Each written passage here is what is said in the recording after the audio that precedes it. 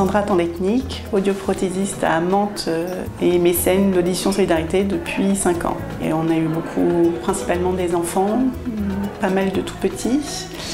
Et donc il a pas mal de premiers appareillages, quelques contrôles, quelques réadaptations et compléments de stéréophonie.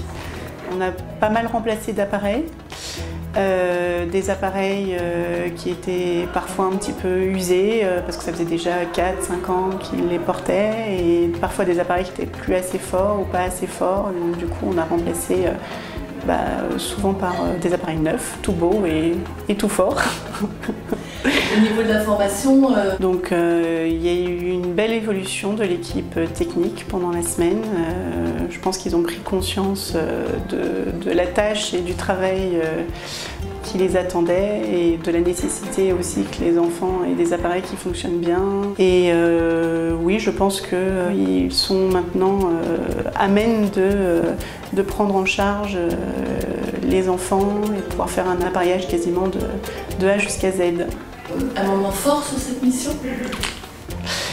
Il y a eu plusieurs moments forts. Ah bon? Oui. C'est sûr que c'est, voilà, on voit un enfant qui n'entend pas la première fois, c'est, voilà.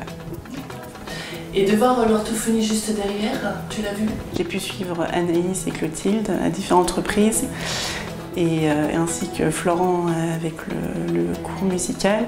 Et bah voilà quoi, là c'est la vraie vie en fait, c'est plus l'aspect technique et juste sonore, c'est comment ils appréhendent le son, les bruits, enfin le quotidien.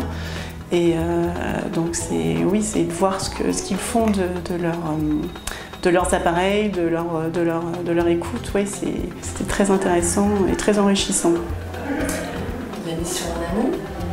J'avais quelques petites appréhensions en fait en partant. J'avais peur en fait de pas forcément éprouver des choses. Et puis quand on vit l'expérience, ça prend les tripes, et voilà, on passe du côté intellectuel au côté vraiment émotionnel.